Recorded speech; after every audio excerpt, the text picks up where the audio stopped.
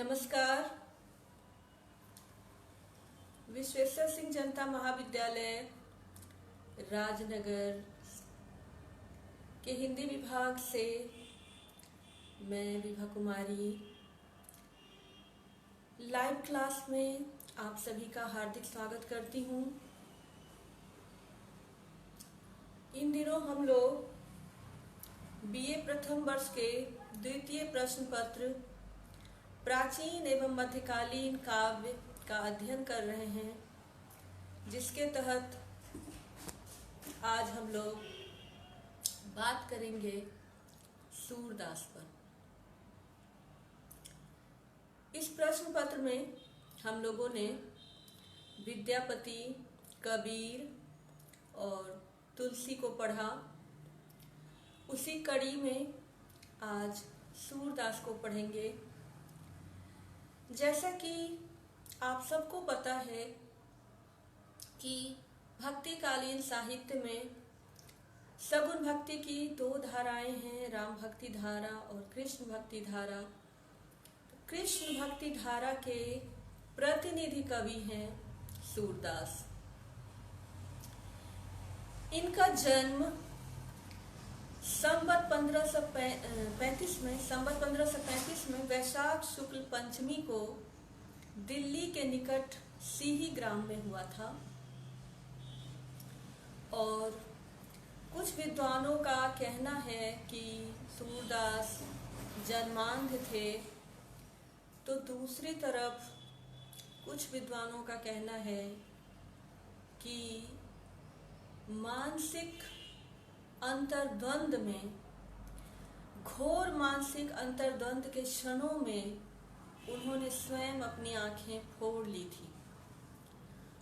अब इन दोनों ही विचारों को लेकर मत हमें प्राप्त होते हैं। तथापि जो ज्यादातर विद्वान हैं वो ऐसा मानते हैं कि सूरदास जन्मांध थे। परंतु दूसरी तरफ जिन विद्वानों का ये कहना है कि उन्होंने घोर पीड़ा के क्षणों में, मानसिक अंतर्द्वंद के क्षणों में स्वयं अपनी आंखें फोड़ ली थी, उनका यह तर्क है कि उन्होंने जैसा उसके आधार पर लगता है कि वे जन्मांध नहीं थे। तथापि उनका भी जीवन संघर्षपूर्ण रहा। उन्हें भी परिवार से भी उपेक्षा मिली और आध्यात्म में उनकी रुचि बाल्यकाल से ही थी। वो सदैव गुणीजनों से मिलने को उत्सुक रहते थे और एक दिन उनकी मुलाकात वल्लभाचार्य से हुई जब वे 32 वर्ष के थे। जब वल्लभाचार्य से उनकी मुलाकात हुई तो वो पुष्टि मार्ग में दीक्षित हुए और वल्लभाचार्य के प्रिय शिष्यों में से एक हुए। पुष्टि मार्ग 8 प्रहर की कृष्ण भक्ति करती है। पुष्टि मार्ग एक भक्ति मार्ग है और उसमें ईश्वर को सुबह जगाने से लेकर उनकी 8 प्रहर की सेवा होती है, जिसमें ईश्वर को सुलाने तक का आखिरी जो प्रक्रिया होती है 8 प्रहर की सेवा में, उसमें ईश्वर को सुलाया जाता है, उसके शयन की व्यवस्था की जाती है। तो उस पुष्टि मार्ग में जितने भी भक्त थे उनमें से सूरदास अपने गुरु वल्लभाचार्य के प्रिय भक्त थे। वल्लभाचार्य शुद्धाद्वैतवाद दर्शन के प्रवर्तक थे और शुद्धाद्वैतवाद के अनुसार ब्रह्म, जीव और जगत तीनों ही सत्य हैं और तीनों एक ही हैं। शुद्धाद्वैतवाद दर्शन यह मानता है कि माया ईश्वरीय सत्ता की दासी है। शुद्धाद्वैतवाद दर्शन में यह भी माना जाता है कि जीव को सुख और दुख दोनों ही अनुभूति प्राप्त होती है। तो शुद्धाद्वैतवादी दर्शन के प्रवर्तक, पुष्टि मार्ग के संस्थापक गुरु वल्लभाचार्य के प्रमुख शिष्यों में से एक सूरदास जब से वल्लभाचार्य के संपर्क में आए तो अपने जीवन के आखिरी क्षणों तक श्रीनाथ की सेवा करते रहे। श्रीनाथ के मंदिर में वो भजन, कीर्तन, पूजन और 8 प्रहर की ईश्वर सेवा करते थे। इनको पुष्टि मार्ग का जहाज भी कहा जाता है सूरदास को। सूरदास की जो कविताएं हैं या उनकी जो रचनाएं, प्रमुख रचनाएं, तो 25 पुस्तकें प्राप्त होती हैं। उन 25 पुस्तकों में से 3 पुस्तकों को ही प्रामाणिक माना है विद्वानों ने, सूर सागर और साहित्य लहरी। आचार्य रामचंद्र शुक्ल, डॉक्टर दीनदयाल गुप्त, डॉक्टर हरवंश लाल शर्मा, डॉक्टर ब्रजेश्वर वर्मा इत्यादि विद्वान इन 3 ग्रंथों को प्रामाणिक मानते हैं। सूरदास के काव्य में सगुण भक्ति की विजय दिखाई देती है और भ्रमर गीत प्रसंग से यह स्पष्ट हुआ है, जिसमें उन्होंने ज्ञान का खंडन किया है और भक्ति का मंडन किया है। जैसा कि हम लोग देखते आ रहे हैं कि जितने भी भक्त कवि हैं, उन सभी भक्त कवियों ने इष्ट की महिमा का वर्णन किया है और सूरदास ने भी इष्ट की महिमा का वर्णन किया है। उनके काव्य में सदैव ईश्वर को सर्वशक्तिमान बताया गया है और यह माना गया है कि कोई भी कितना भी बड़ा पापी है, ईश्वर उसका उद्धार करते हैं। इसके साथ साथ उन्होंने सख्य भाव की भक्ति की है। हर भक्त कवि के भक्ति का भी एक प्रमुख भाव है, जिसमें हम लोग देखते आए हैं कि जैसे तुलसीदास ने दास्य भाव की भक्ति की है। वो ईश्वर को स्वामी और स्वयं को दास मानते हैं, जबकि सूरदास ईश्वर को अपना मित्र मानते हैं, अपना सखा मानते हैं और इसीलिए उनकी जो भक्ति है वो सख्य भाव की भक्ति है।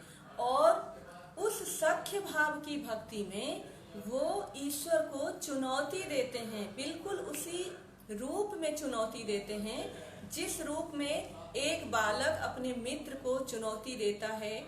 आजू हों एक एक करी टरी हों, के हम ही के तुम ही माधव, अपुन सहारे लड़ी हों। और इन पंक्तियों के माध्यम से यह बिल्कुल स्पष्ट हो जाता है कि सूरदास की भक्ति में सख्य भाव की भक्ति है। ऐसी सख्य भाव की भक्ति जहाँ ईश्वर को चुनौती देते हुए भी भक्त पीछे नहीं हटता है। सूरदास ने चूंकि पुष्टि मार्ग को अपनाया था और 8 प्रहर की सेवा की भक्ति की थी, तो उनके ज्यादातर पदों में एक आत्मनिवेदन का स्वर भी मिलता है। एक तरफ तो वो सख्य भाव की भक्ति करते हैं, परंतु इसके साथ साथ ही आत्मनिवेदन भी करते हैं, अर्थात ईश्वर के सामने बार बार वंदना करना, ईश्वर के सामने बार बार निवेदन करना, ईश्वर के सामने अपनी असमर्थता दिखाना कि जो ईश्वर है वो सर्वशक्तिमान है और सब कुछ करने वाला वही है, हमारे पास कोई भी शक्ति नहीं है, यानी हम जो कुछ भी हैं वो बस ईश्वर की कृपा से हैं। ऐसा आत्मनिवेदन का स्वर सूरदास के पदों में प्राप्त होता है। इसके साथ साथ उन्होंने शुद्धि पर बल दिया है, ऐसी शुद्धि जिसमें सिर्फ बाह्य शुद्धि नहीं है बल्कि आंतरिक शुद्धि भी है। तन की शुद्धि, मन की शुद्धि, और जब तन की शुद्धि की बात करते हैं तो संपूर्ण परिवेश की शुद्धि, उस शुद्धि पर बल देते हैं और उस शुद्धि पर बल देने के साथ साथ अपने आचरण पर बल देते हैं, जिसमें सूरदास यह कोशिश करते हैं कि ऐसे किसी भी व्यक्ति के साथ न रहें जिनके साथ रह करके कुबुद्धि उपजती हो। वो कहते हैं कि रे मन छार हरि विमुखन को संग, जाके संग कुबुद्धि उपजत है, परत भजन में भंग। यानी ऐसे लोग जो ईश्वर से विमुख हैं, उनके साथ सूरदास नहीं रहना चाहते हैं। सूरदास सोचते हैं और कहते हैं कि यदि हरि विमुखन के साथ हम रहेंगे तो हमारे मन में कुबुद्धि उपजेगी, खराब भावनाएं, कुत्सित भावनाएं जन्म लेंगी और उससे क्या होगा, ईश्वर की भक्ति करने में, ईश्वर का भजन करने में बाधा उपस्थित होगी। सूरदास ने उस आठों प्रहर की भक्ति में अपने आप को समर्पित कर दिया है, जिसमें वो आठों प्रहर यानी 24 घंटे, 3 घंटे का एक प्रहर होता है, तो 24 घंटे ईश्वर की सेवा में रत रहते हैं और उन्हीं का भजन करते हैं, उन्हीं का नाम स्मरण करते हैं, उन्हीं की सेवा करते हैं। सूरदास ने जब सूर सागर की रचना की तो उसमें उन्होंने श्रीमद् भागवत के जो भ्रमर वाला प्रसंग है उसको उन्होंने बहुत सुंदर से 700 पदों में चित्रित किया है। और निश्चित रूप से उन्होंने श्रीमद् भागवत से आधार लिया है, जिस भ्रमर गीत को उन्होंने सूरसागर के तहत रचा है उसका आधार श्रीमद् भागवत से लिया गया है, परंतु उसमें सूरदास की अपनी मौलिकता है। उस रचना में सूरदास ने जिस प्रकार से गोपियों का संवाद रखा है और जिस प्रकार से गोपियों का वाक चातुर्य दिखाया, जिसके लिए विद्वान वाग विदग्धता शब्द का प्रयोग करते हैं, गोपियों ने जिस वाक चातुर्य से, जिस वाग विदग्धता से उद्धव जैसे विद्वान को अपने तर्कों से पराजित कर दिया है, वह एक उदाहरण है।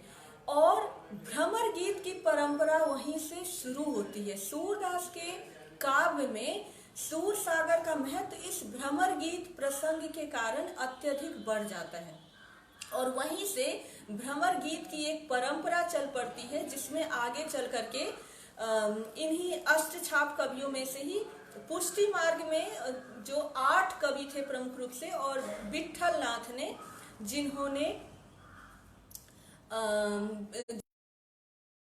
श्री विट्ठल नाथ, उन्होंने 4 पिता के शिष्यों, क्योंकि पिता के 84 शिष्य थे, उसमें से उन्होंने 4 शिष्यों को लिया था और 4 इनके अपने शिष्य इन्होंने लिए और इस प्रकार से उन्होंने अष्टछाप एक कवियों की मंडली बनाई, भक्त कवियों की मंडली बनाई, उसको उन्होंने अष्टछाप की संज्ञा दी।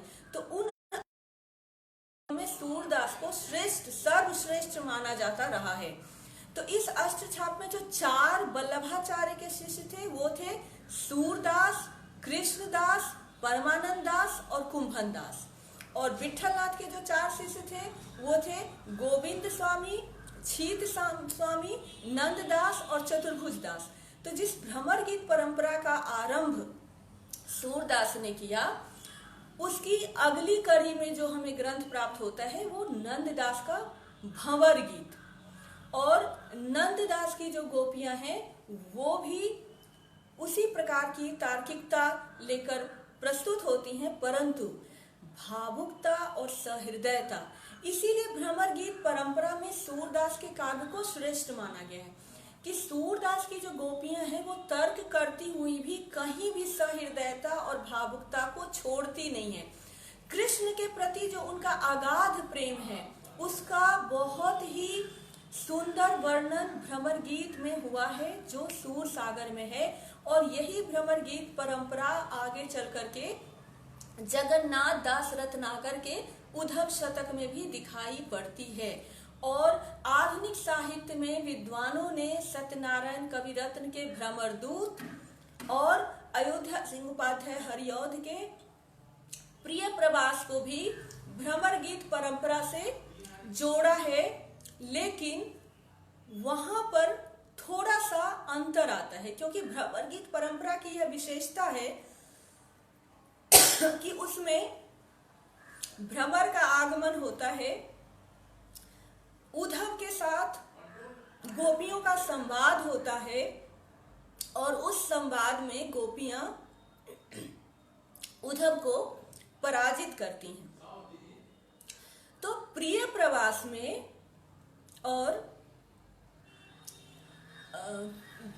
प्रिय प्रवास और भ्रमरदूत, इन दोनों ही काव्यों में जो आधुनिक चेतना है उसका प्रभाव अधिक है। और वहां पर भ्रमरदूत में यशोदा माता को भारत माता के रूप में चित्रित किया गया है। इसके साथ साथ प्रिय प्रवास में जो राधा है और अन्य गोपिकाएं हैं, उन्हें समाज के लिए कुछ करने वाली स्त्री के रूप में, जैसे वो समाज का उत्थान करना चाहती है, समाज में शिक्षा का प्रसार करना चाहती है, वहां पर आधुनिक भाव बोध का हमें चित्रण मिलता है। लेकिन जिस भ्रमर गीत परंपरा के आरंभ करने वाले, जिसकी नींव रखने वाले सूरदास हैं, उस परंपरा में हमें जो दूसरे कवि दिखाई देते हैं वो नंददास, और आधुनिक युग में हमें दिखाई देते हैं यदि कोई कवि तो वो जगन्नाथ दास रत्नाकर हैं, जिनका उद्धव शतक है। तो सूरदास के काव्य की जो प्रमुख विशेषताएं हैं या प्रमुख जो उसमें विषय हैं भाव पक्ष की यदि बात करें, तो सर्वप्रथम कृष्ण की सगुण भक्ति, उस सगुण भक्ति में कृष्ण का वात्सल्य वर्णन, और वात्सल्य वर्णन में एक संयोग वात्सल्य और एक वियोग वात्सल्य का चित्रण हमें सूरसागर में दिखाई पड़ता है। ठीक इसी प्रकार से जो गोपियों का प्रेम है कृष्ण के प्रति, उसमें हमें संयोग पक्ष दिखाई देता है और वियोग पक्ष दिखाई देता है।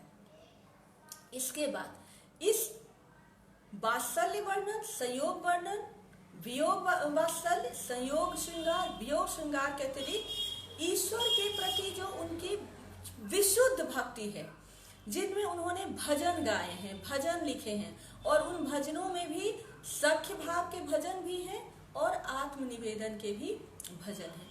तो ये प्रमुख रूप से उनके काव्य के भाव पक्ष की विशेषताएं हैं।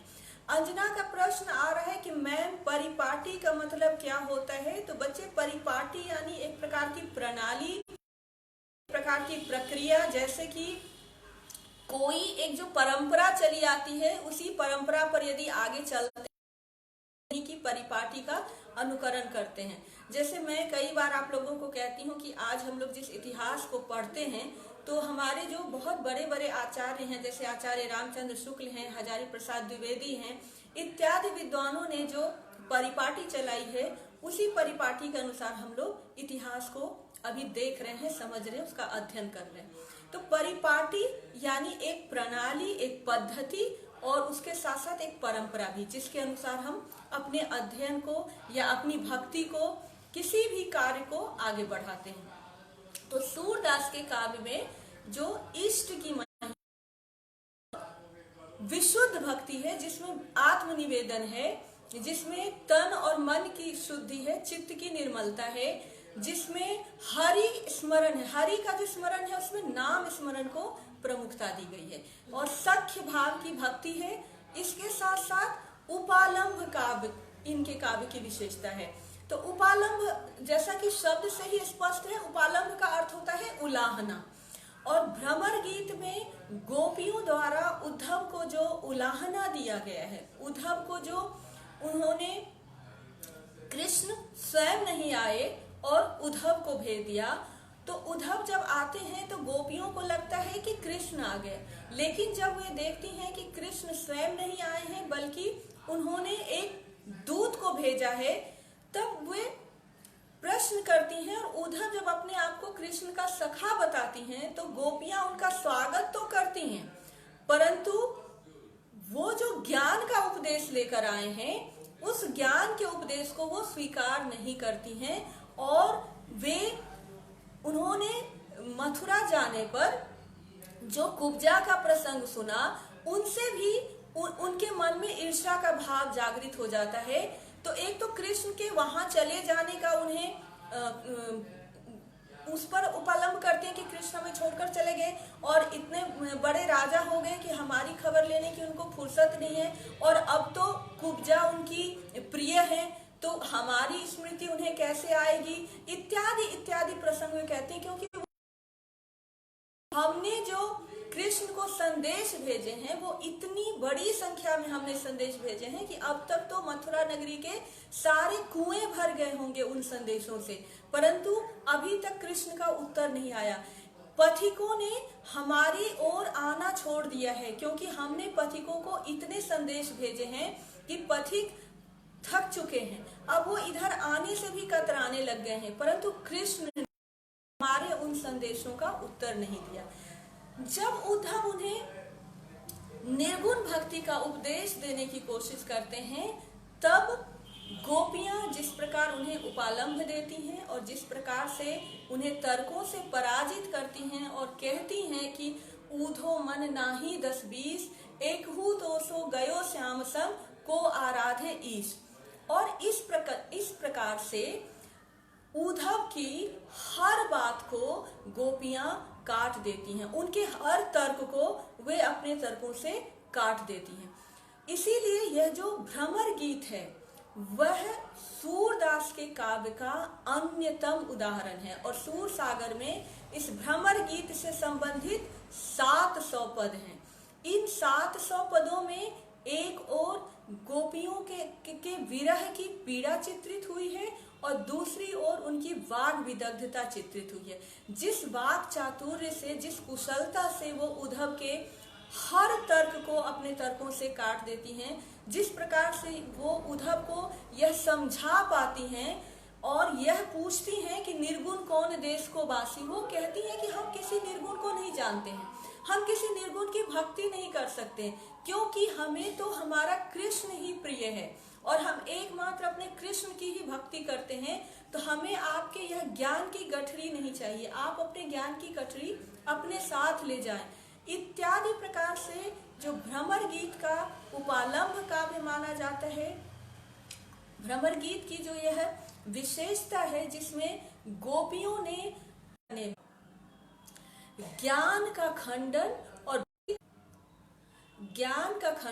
और भक्ति का मंडन करने में सूरदास भ्रमर गीत के माध्यम से पूर्ण सफल हुए हैं।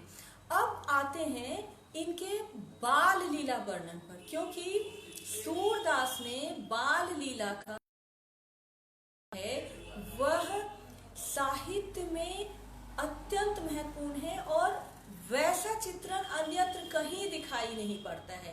कृष्ण के जन्म के तुरंत से लेकर और मथुरापुरी जाने तक का जो प्रसंग है उसमें सूरदास ने एक बालक के रूप में कृष्ण की हर उस गतिविधि का चित्रण किया है और इतना मनोरम चित्रण किया है जिसे देखते सुनते हुए पाठक भाव विभोर हो जाता है।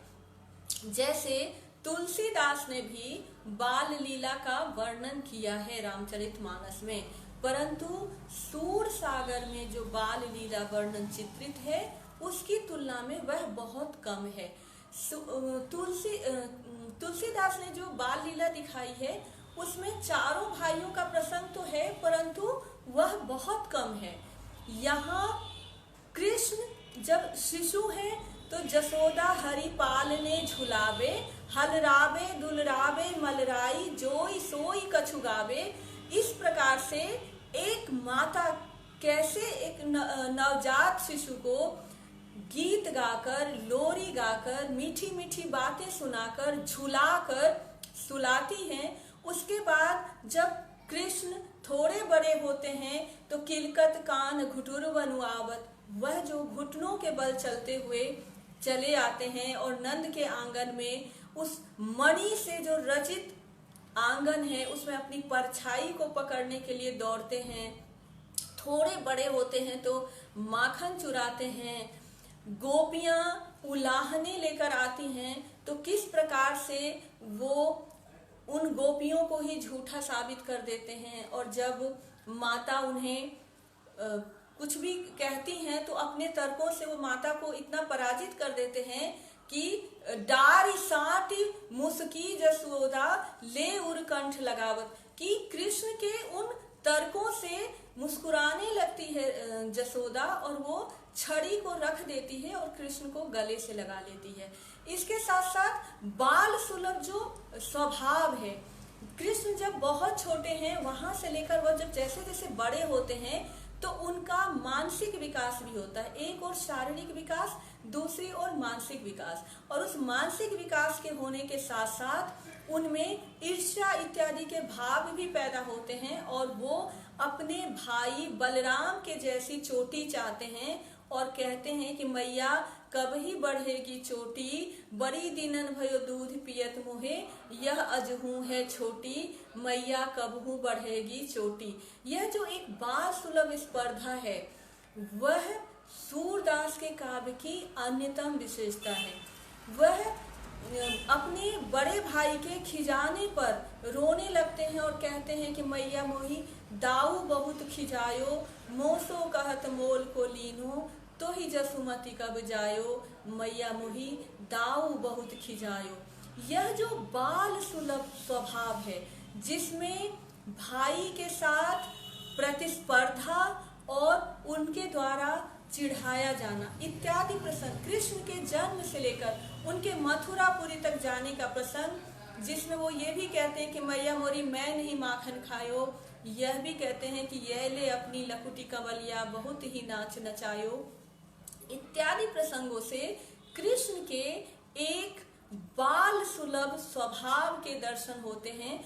और ये सभी वर्णन इतने सचित्र वर्णन हैं, इतने सजीव और जीवंत हैं, जो हमारी आंखों के आगे चलचित्र की भांति चित्र उपस्थित कर देते हैं। तो सूरदास के काव्य में हम जिस प्रकार का भक्ति भाव देखते हैं वहां पर एक सजीवता है, एक ऐसी सजीवता है कि पाठक और श्रोता उस समूचे दृश्य का आनंद लेने लगते हैं। वो सिर्फ उस काव्य को पढ़ते और सुनते नहीं हैं, उसके साथ साथ वे उसे देखना भी शुरू कर देते हैं। इसी प्रकार जो गोपियों का प्रेम है कृष्ण के लिए, उसके संयोग पक्ष और वियोग पक्ष दोनों ही अत्यंत मार्मिक बन पड़ा है। इसी के साथ साथ जो ग्वाल बालों के साथ उनका साथ है, जब तक ग्वाल बाल के साथ हैं, साथ खेलते भी हैं और कई बार आपस में उनकी लड़ाई भी होती है। कई बार कृष्ण जब हारने लगते हैं तो बेईमानी करते हुए भी दिखाए गए हैं। अब यह देखिए कि सूरदास का सख्य भाव कितने उच्च स्तर का, वहां उन्होंने कृष्ण को एक सामान्य बालक के समान खेलने में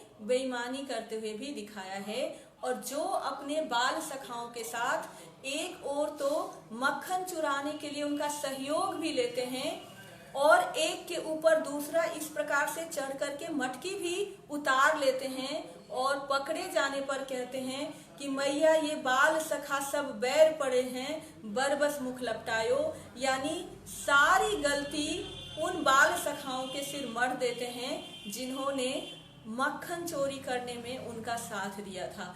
तो सूरदास का जो हम बाल चित्रण देखते हैं, बाल लीला चित्रण देखते हैं, उसमें ये सभी उस बाल वात्सल्य वर्णन का संयोग पक्ष है। इसके साथ साथ उस बाल वर्णन का वियोग पक्ष भी है, क्योंकि जब अक्रूर आते हैं कृष्ण को मथुरापुरी ले जाने के लिए, वहां से उस वात्सल्य के वियोग का हमें अनुभव होना आरंभ हो जाता है। और वहीं पर यशोदा कहती है कि हों तो धाय तिहारे सुत की, मया करत ही रहियो, संदेशो देव की सो कहियो। और वहीं से उस वियोग वात्सल्य का वर्णन सूरदास ने आरंभ किया है।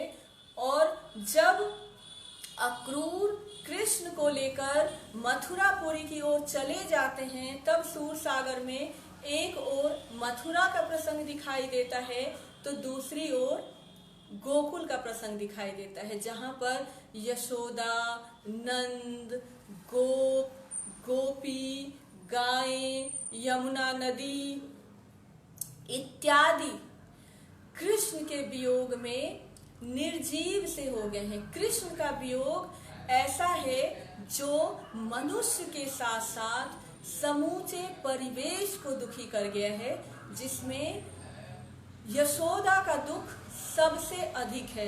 यशोदा ने नंद से कहा था कि आप बेशक जा रहे हैं, वापस आते समय आप कृष्ण को अपने साथ ले आइएगा। और जब वह देखती हैं कि बाबा नंद अकेले आ गए हैं, तब प्रश्न करती हैं कि आप अकेले कैसे आ गए, और आते हुए फूटी न गई तिहारी चारों, कैसे मार्ग सूझे जसोदा कान्ह कान्ह कै बूझे। वो नंद से बार बार प्रश्न करती हैं कि कान्हा कहाँ है, कन्हैया कहाँ है। आप कन्हैया को छोड़कर यदि आ गए तो आपकी आंखें कैसे नहीं फूटी, आपको रास्ता कैसे दिखाई दिया, आप कृष्ण को छोड़कर कैसे आ सकते हैं। तो इस प्रकार से जो वात्सल्य वर्णन है समूचे साहित्य में, उसमें सूरदास का वात्सल्य वर्णन सर्वश्रेष्ठ माना जाता है। उसमें वात्सल्य के संयोग पक्ष का और वियोग पक्ष का दोनों का ही सशक्त चित्रण हुआ है। इसी प्रकार जो गोपिकाओं का कृष्ण के प्रति प्रेम है, उसमें जो संयोग पक्ष है वह भी उतना ही जीवंत है, लेकिन जो वियोग पक्ष है वह संयोग से भी अधिक मार्मिक बन पड़ा है। और गोपियां कहती हैं कि बिन गोपाल बैरिन भई कुंजे, तब ये लता लगत अति शीतल, अब भई विषम ज्वाल की पुंजे।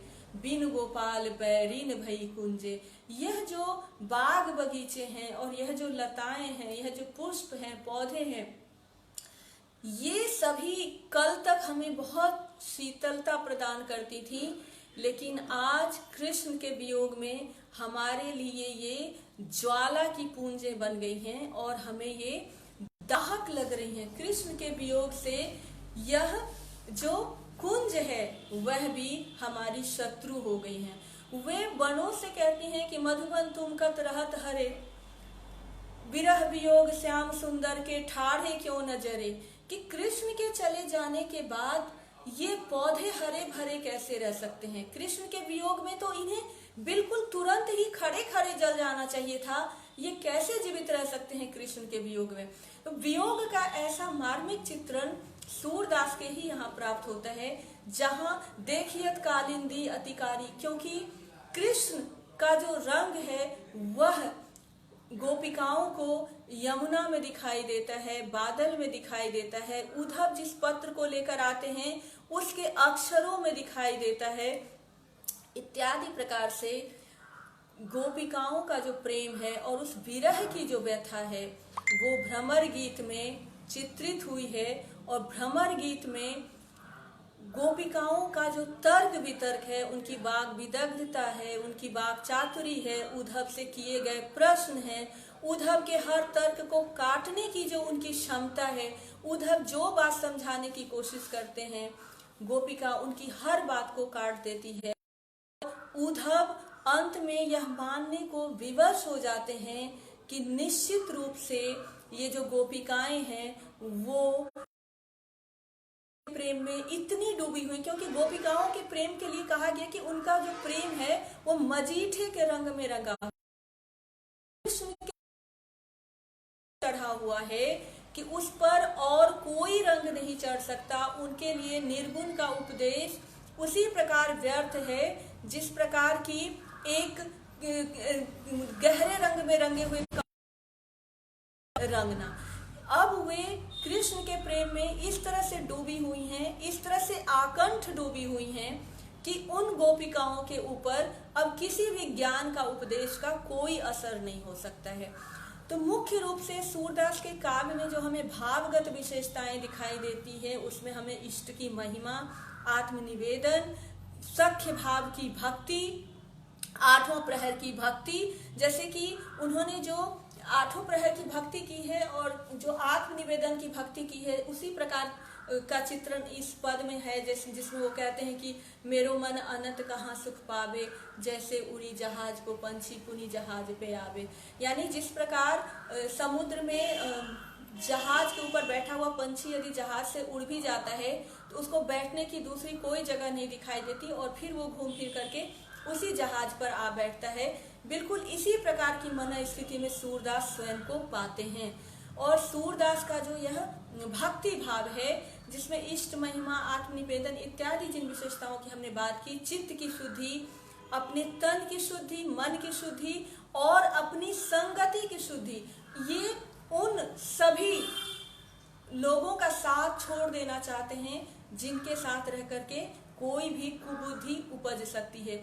और गोपियों के माध्यम से जितनी भी भावनाएं व्यक्त की गई हैं वो वास्तव में सूरदास की ही भावना है, जिसमें गोपियां कहती हैं कि हरि हमारे हारिल की लकड़ी, या गोपियां कहती हैं कि निशिदिन बरसत नैन हमारे, इत्यादि भावों का जो वर्णन है वो सब सूर के उस प्रेम भाव, सख्य भाव, भक्ति भाव का चित्रण है, जो कभी जसोदा के वात्सल्य रूप में स्वर पाता है, तो कभी गोपिकाओं के विरह के रूप में स्वर पाता है, तो कभी गोपिकाओं के उपालंभ के रूप में स्वर पाता है। तो इनका वात्सल्य वर्णन और इनका उपालंभ काव्य हिंदी साहित्य में विषय वस्तु की दृष्टि से सर्वश्रेष्ठ कोटि का माना जाता है। सूरदास के लिए कहा जाता है कि इन्होंने जो भजन लिखे हैं उन भजनों को ये गाते थे और उनके साथ राग और ताल की योजना भी बताते थे, जबकि उन्होंने शास्त्रीय संगीत की कोई विधिवत शिक्षा नहीं ली थी। उनके भजन साहित्य की दृष्टि से जितने महत्वपूर्ण माने जाते हैं, संगीत की दृष्टि से भी उनके भजन उतने ही महत्वपूर्ण हैं। और उनमें जिन रागों और तालों में उन्होंने उन भजनों को निबद्ध किया है वे संगीत की दृष्टि से अत्यंत महत्वपूर्ण है और संगीत के तहत उनकी पढ़ाई होती है। उनके भजनों का इतना नाम सुना था तानसेन के माध्यम से अकबर ने कि वो स्वयं उनके दर्शन करने के लिए आए। स्वयं तुलसीदास भी सूरदास के दर्शन करने के लिए आए थे। आजीवन श्रीनाथ के मंदिर में वो ईश्वर की सेवा करते रहे, आठों प्रहर की भक्ति करते रहे और उसी आठों प्रहर की भक्ति में उन्होंने भजन किया, भजन लिखे, उन भजनों का गायन किया और उन भजनों के लेखन और गायन के कारण आज भी साहित्य के क्षेत्र में और संगीत के क्षेत्र में उनके जैसा दूसरा उदाहरण नहीं मिलता है। आचार्य रामचंद्र सूक्त, डॉक्टर ब्रजेश्वर वर्मा, डॉक्टर हरवंश लाल शर्मा इत्यादि ने सूरदास के काव्यों पर गहन अध्ययन किया है, शोध किया है और इन्हें भक्ति काल के श्रेष्ठ कवियों में माना है। और विशेष रूप से साहित्य के अध्येताओं ने भी और संगीत के अध्येताओं ने भी उस अष्ट छाप को भजन की दृष्टि से, कृष्ण भक्ति की दृष्टि से जो अष्ट छाप मंडल था उसको अत्यधिक महत्वपूर्ण बताया है। और उस अष्ट छाप के मंडल में भी सूरदास का स्थान सर्वोपरि बताया है। सूरदास के भजन, हमें कुछ भजन ऐसे दिखाई देते हैं जिसमें उन्होंने अपने आप को बहुत दीनहीन चित्रित किया है, परंतु अधिकतर भजन ऐसे दिखाई देते हैं जिसमें वो कृष्ण के साथ अपने पूर्ण सखा भाव के साथ, या फिर यशोदा के रूप में मातृभाव के साथ, या फिर गोपिकाओं के रूप में प्रिया भाव के साथ अवतरित होते हैं। और सूरदास का जो काव्य है वह कृष्ण भक्ति काव्य में अत्यंत महत्वपूर्ण स्थान रखता है, क्योंकि नंददास का स्थान भी सूरदास के बाद ही आता है। जबकि नंददास के लिए कहा जाता है कि सब कवि गढ़िया नंददास जड़िया, यह उक्ति कही जाती है नंददास के लिए। तथापि नंददास का स्थान सूरदास के बाद ही आता है। तो सूरदास के काव्य में प्रमुखता से भाव पक्ष की दृष्टि से यही महत्वपूर्ण बिंदु हैं। फिर बात आती है शिल्प पक्ष की। तो शिल्प पक्ष में भी हमें सूरदास का काव्य अत्यंत श्रेष्ठ कोटि का दिखाई देता है, जिसमें भाव, भाषा, छंद, अलंकार, रस इत्यादि समस्त विशेषताएं हैं। और इन सभी विशेषताओं के साथ जो उसकी गेयता है और उस गेयता में राग और ताल की जो निबद्धता है, वह सूरदास के काव्य को अत्यधिक उच्च कोटि का काव्य बना देता है। क्योंकि भक्तिकालीन जो साहित्य है उसकी एक विशेषता रही है गेयता, परंतु सूरदास तो उस अष्टछाप के कवियों में से थे जो आठों प्रहर ईश्वर की भक्ति में ही लीन रहते थे और आठों प्रहर भजन बनाना, उन भजनों को गाना, उन भजनों का राग निबद्ध करना और उन भजनों को 24 घंटे कृष्ण की सेवा में समर्पित करना। उनका संपूर्ण जीवन ही कृष्ण की सेवा में समर्पित था।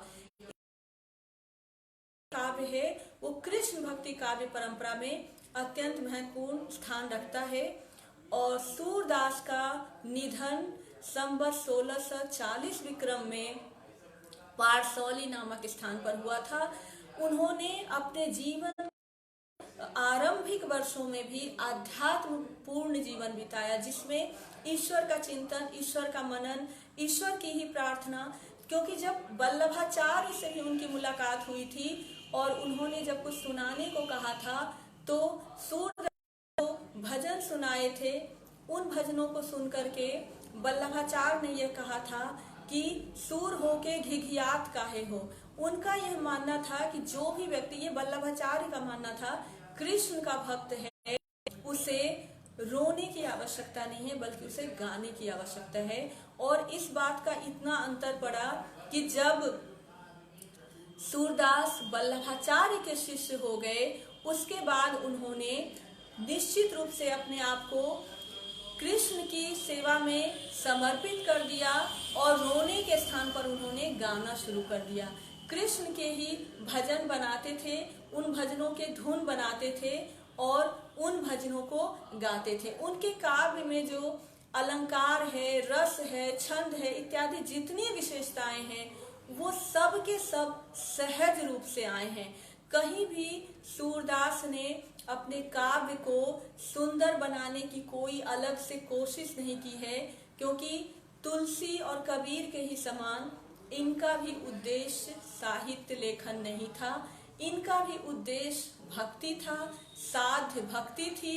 और उस भक्ति के साध्य के क्रम में काव्य साधन के रूप में आया था। यद्यपि काव्य साधन के रूप में आया था, परंतु उस काव्य में सभी प्रकार के अलंकार, लगभग सभी प्रकार के छंद, रस में मुख्य रूप से श्रृंगार, जिसमें संयोग श्रृंगार और वियोग श्रृंगार, वात्सल्य रस, शांत रस इत्यादि भाव इत्यादि रस उनके काव्य की विशेषता है। और गुण की दृष्टि से भी सूरदास का काव्य उत्कृष्ट काव्य है। फिर बात आती है कि सूरदास के काव्य की आज प्रासंगिकता हम देखें। जैसा कि हम लोग हर कवि की हर कवि के परिचय के दौरान हमने यह कोशिश की कि थोड़ा सा उनके जीवन का परिचय प्राप्त करें, थोड़ा उनके भाव पक्ष का परिचय प्राप्त करें, फिर शिल्प पक्ष का परिचय प्राप्त करें, उसके बाद थोड़ी सी उनकी प्रासंगिकता पर विचार करें। तो सूरदास आज भी इस दृष्टि से प्रासंगिक हैं कि एक प्रेमी हृदय कैसा होता है, चाहे वो एक सखा के रूप में प्रेम हो, एक भक्त के रूप में प्रेम हो, एक माँ के रूप में प्रेम हो, या बाबा नंद यानी पिता के रूप में प्रेम हो, या ग्वाल बाल के रूप में बाल सखा के रूप में प्रेम हो, या गोपिकाओं के रूप में प्रेमिका का प्रेम हो, इत्यादि समस्त रूपों में प्रेम का एक बहुत ही जीवंत उदाहरण हमें सूरदास के काव्य में मिलता है। और इसको सूरदास की भक्ति को कहा भी गया है प्रेमानुरागा भक्ति, यानी एक ऐसी भक्ति से ओतप्रोत है, भक्ति का ऐसा मार्ग जो प्रेम से होकर चलता है। प्रेम और भक्ति का एक प्रकार से समन्वय हो गया है सूरदास के काव्य में। और निश्चित रूप से एक मानव के जीवन में सर्वोत्कृष्ट सर्वोच्च भाव प्रेम की ही भावभूमि है। तो इस दृष्टि से सूरदास का काव्य आज भी हमारे जीवन में बहुत अधिक प्रासंगिक है। और उनका काव्य हमें एक ऐसी पवित्रता या मानसिक पवित्रता कहें, आध्यात्मिकता कहें, एक ऐसी दृष्टि जो हमें कोमल बनाती है, जो हमें सचेतन बनाती है, जो हमें संवेदनशील बनाती है।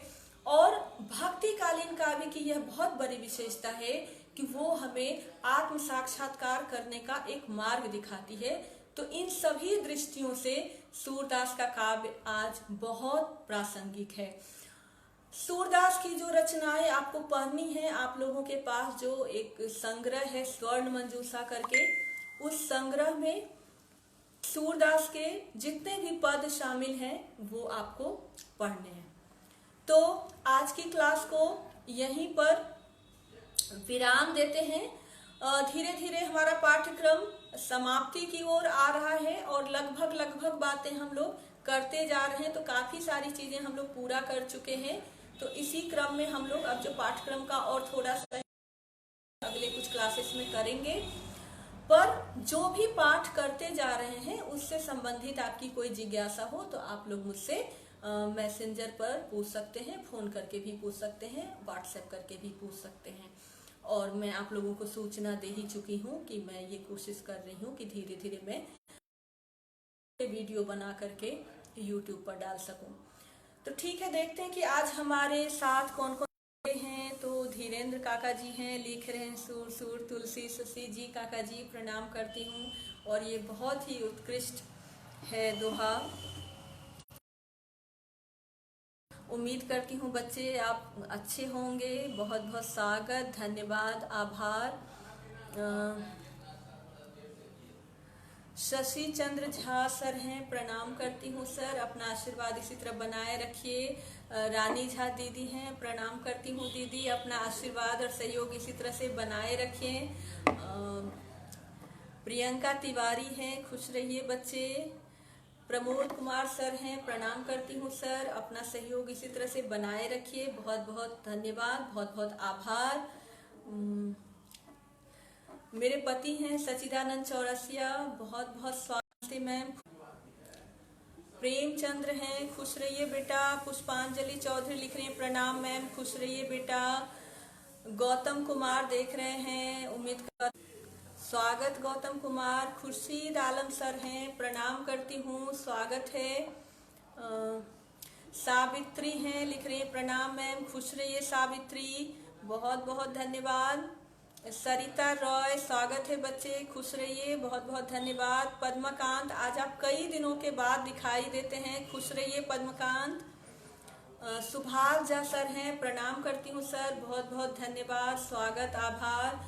और सुमित कुमार हैं, खुश रहिए बच्चे। तो आज हमारे साथ इतने ही लोग जुड़े हैं।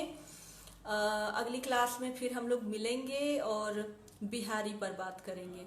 तब तक के लिए विदा, प्रणाम।